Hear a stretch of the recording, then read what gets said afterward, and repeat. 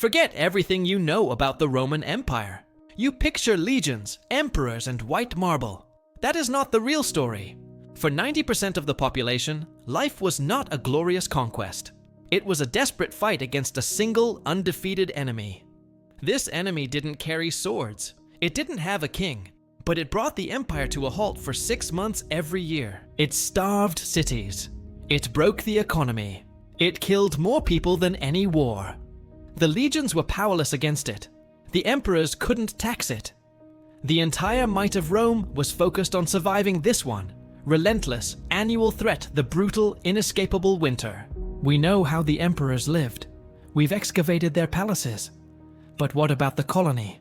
The tenant farmers, the field hands, the peasants, the invisible backbone that fed the entire empire. How did they survive when the sun vanished, the world froze, and the harvest was months away? The myth of Rome is the myth of the Mediterranean, of warm sun, blue water, and endless harvests of olives and grapes. But the Roman Empire was a paradox. By the 2nd century AD, it had expanded far beyond its warm, comfortable cradle. It held Britain, a land of damp fog and chilling rain. It held Gaul, a vast territory of dense forests and frozen rivers.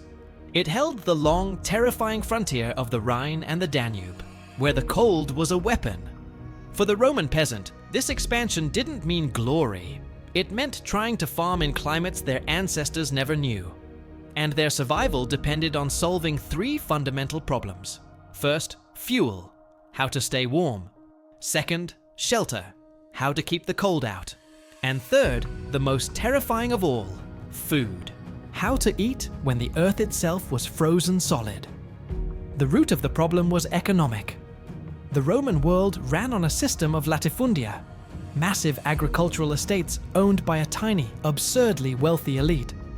The peasant, the colonus, didn't own his land. He was a tenant, bound to it. He was not technically a slave, but he was bound to the land by debt, a debt he could never repay. He lived in a simple hut, a tugurium, and owed his dominus, his master, a huge portion of his crops. He had no power, and when the agricultural calendar stopped, his value vanished. In summer, he was an asset. In winter, he was a liability, a mouth to feed. His survival was not his master's priority, it was his own. The master's profit was already stored in vast granaries, safe under lock and key. The peasant was left with whatever remained. His survival depended entirely on his own foresight, his own ingenuity, and his own desperate will to endure. The first and most immediate battle was against the cold itself. The Roman peasant's defense was not a fortress, but a fragile shell of wood, mud, and wool. This was the tugurium.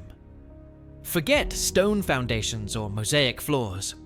The walls were wattle and daub, a simple weave of sticks packed with a mixture of wet soil, clay, and straw. The roof was thatch, laid thick, but always rotting, always leaking. The floor was just the cold, damp earth itself. And inside? Darkness. A single, cramped room for an entire family, perhaps 6 to 8 people. There were no glazed windows. Glass was a luxury for the rich. Any opening to let in light also let in the wind. The only source of heat was a small, open hearth in the middle of the floor. But this presented a terrible choice. Why no chimney? Because a chimney is a complex, expensive piece of masonry. More importantly, a chimney lets heat escape. The peasant's goal was to trap every single calorie of warmth. The result was a room permanently filled with thick, acrid smoke. The soot coated everything. It blackened the walls. It stung the eyes. It choked the lungs. Archaeologists examining Roman peasant skeletons often find evidence of chronic respiratory disease and eye infections. The choice was clear: freeze to death or slowly blind yourself. They chose to be blind. This hut was less a home and more a human burrow. The smell, to our modern noses, would be overpowering. A thick, acrid mix of wood smoke, ammonia from animal waste, unwashed human bodies, and the underlying scent of damp earth and rot. The floor was never truly dry. The thatch roof, no matter how well maintained, would drip during thaws, turning the ground to a shallow mud. And they weren't the only ones inside. Your most valuable livestock, the ox you needed for plowing, the goat that gave milk, would be brought inside. Not just to protect them, but because they were living furnaces. The combined body heat of the family and their animals was a primary survival strategy. The smell in this dark, smoky, unventilated room is unimaginable to us. But the alternative was death. While the body huddled, it had to be armored. When we think of Roman clothing, we think of the linen toga. This is wrong. The toga was a formal, impractical garment for wealthy citizens in the city. The peasant's armor was wool. Heavy, coarse, undyed wool. Why wool? Because it is a miracle fiber. It holds air. It wicks moisture. And most critically, it insulates even when wet. In the damp, penetrating cold of a British winter, a wet linen tunic is a death sentence. A wet wool tunic is just uncomfortable. They wore layers, a long-sleeved tunic, and then another. They adopted the very things that upper-class Romans despised as barbarian. Crude trousers, or brachae, and thick cloth bindings wrapped around their shins. They wore wooden clogs or simple leather shoes stuffed with moss or straw for insulation. And this armor was never truly clean. It was stiff with dirt, sweat, and the lanolin, the natural grease from the wool. These clothes were almost never washed in winter. Water was a resource that had to be hauled, and heating it required precious fuel. It was easier to scrape the mud off and let it dry. Garments were patched, repaired, and worn until they disintegrated, passed down from a father to a son, each layer holding the history of a dozen winters. And yet, all this effort was useless without the third, most crucial element: calories. Winter was a war of starvation. You could be warm, but if your food ran out in February, you died. The peasants' entire autumn was a frantic effort to preserve calories. You couldn't afford to feed all your animals through the winter. The autumn slaughter was a grim necessity. Most of the meat was not eaten fresh. It was preserved. Salt was the key. Meat was caked in it, smoked for weeks, or dried into a tough, leathery jerky. Fish was salted and dried. Vegetables were pickled in brine or pasca, the cheap, sour vinegar water drank by soldiers and the poor. The main food was bread, or rather, a dense, coarse porridge, pulse, made from whatever grain you were allowed to keep, millet, barley, or spelt. Imagine the winter diet. Day after day, week after week, the same grim rotation. Coarse bread that scraped the throat, a bowl of bland porridge, a few dried beans, and, if you were lucky, a tiny scrap of intensely salty rancid pork boiled for hours to make it chewable. But what happened when that ran low? When the grain sack was 2/3 empty and it was only January? Then they turned to the forest. They became foragers. They dug for tough roots. They gathered acorns, a bitter, toxic food loaded with tannins. They had to be processed, a long, laborious task of crushing and boiling them repeatedly in water just to make them edible. This was famine food. A last resort to fill the belly and provide just enough energy to stay alive. This wasn't just about hunger. It was about psychology. The family would watch the grain supply in the corner of the hut. Every meal was a reminder of what was disappearing. This was the true terror of winter. Not the howl of the wind, but the silent, calculated anxiety of dwindling food. This desperate struggle for survival was not universal. It was a condition of the poor. Just a few hundred yards from the peasants' tugurium, the Dominus and his family were experiencing a completely different winter. The master of the estate retreated to his villa urbana, the residential wing. And here, the Romans had deployed an invention of pure genius: the hippocaust. The hippocaust was an ingenious central heating system. In the cellar, slaves stoked furnaces day and night. The hot, smoky air was channeled not into the rooms, but underneath them. The entire floor of the villa was raised on a forest of short brick pillars. Hot air circulated beneath the marble floors, turning the entire ground floor into one giant, gentle radiator. Hot air was even channeled up through hollow tiles in the walls, heating the rooms from all sides. The Dominus could walk barefoot on heated stone, complaining of a slight chill in the air. He feasted on preserved delicacies, honey, spices, wine from Italy. while the man who grew his food was chewing on salted gristle in a smoke-filled hut, huddling with an ox for warmth. But there was a third reality, caught between these two extremes. The Roman soldier on the frontier. He was not a peasant. He had a guaranteed ration of high-quality grain, regular pay, and access to clothing and armor. His barrack block, which he shared with 7 other men, was a step above the Tugurium. It was stone, with a tile roof.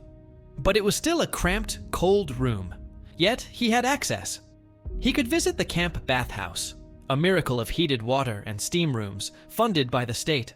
He could receive his grain ration from a dry, secure horium, or granary. He sat in the middle, far above the tenant farmer, but worlds below the dominus. Winter didn't just chill the body, it exposed the brutal, unbridgeable social chasms of the Roman world. Warmth was not a right, it was a privilege, a direct expression of power. For the peasant, survival was a daily, exhausting fight. For the master, winter was a season of leisure, philosophy, and dinner parties. The Roman peasant survived the cold. He survived the hunger. But he still had to survive the dark. We are creatures of light. Our world is illuminated 24/7. This was not their world. When the sun set at 4:00 p.m., the peasant was plunged into 15 hours of profound, suffocating darkness. What did they do? Fuel was too precious to waste on simple light. A tiny, flickering tallow candle, made from rendered animal fat, or a crude oil lamp was a luxury used only when absolutely necessary. For hours upon hours, the family would simply sit, huddled together in the dark and the smoke. This was not wasted time. This was when the social fabric was woven. Tools were mended by the feel of the hand. Wool was spun in the dark. But most of all, this is when they talked. This darkness was the cradle of folklore. It was here, huddled against the cold, that old stories were told, that myths were passed down, that the fear of the dark forest outside the thin mud wall was given a name. For the Roman mind, the dark was not empty. It was populated by lemurs and larvae, the restless, wandering spirits of the dead, by the Sylvani, the unpredictable spirits of the wild woods. The small, smoky hut was not just a shelter from the cold. It was a psychological fortress, a tiny, fragile bubble of human warmth in a vast, cold, and supernatural world. They were isolated. Roads were impassable. Rivers were frozen. The vicus, the small village, became their entire universe. They were isolated from the world, but completely dependent on each other. There was one singular spark in this long, dark season. Saturnalia, the midwinter festival. To us, it's the ancestor of Christmas. To them, it was a vital psychological pressure release. For a few chaotic days, the social order was inverted. Masters and slaves feasted together. It was a burst of light, a feast of precious calories, a necessary explosion of joy. But it was a calculated release, because everyone knew when the party was over, the hardest part of the winter was still ahead. January and February. The months when the food really started to run out. The months when the cold was deepest. Saturnalia wasn't a celebration of winter's arrival. It was a defiant roar against the darkness, to gather the strength to survive the rest of it. The Roman peasants' winter was a siege, a 6-month-long state of emergency, a brutal, desperate calculation of calories burned against calories consumed. It was a filter, and many, the old, the sick, the very young, did not make it through. We have utterly forgotten this fight. Our lives are built on the assumption of warmth. We flip a switch, and light floods our homes. We turn a dial, and heat pours from a vent. We buy fruit from another hemisphere in the dead of January. Our anxieties are abstract, digital, emotional. The fear of the Roman peasant was physical, primal, and absolute. It was the fear of the emptying grain sack, the fear of the last log on the fire, the fear of the sun itself vanishing. This ancient seasonal trauma is buried in our DNA. When we talk about seasonal affective disorder, we are giving a clinical name to that primal dread of the long dark. When our modern culture obsesses over the concept of coziness, hygge, of glowing fireplaces and warm blankets, this is not just a trend, It is a profound biological echo of the Tugurium. It is the modern descendant of that desperate, ancient imperative to create a small, safe bubble of warmth. The next time you get up in the middle of a warm night, and you feel a strange, primal anxiety as the wind howls outside, that isn't just you. It's the echo of 10,000 generations. It is the ancestral memory of the Tugurium, the memory of the long dark, the crushing absolute cold, and the simple, desperate human will to see the sun rise one more time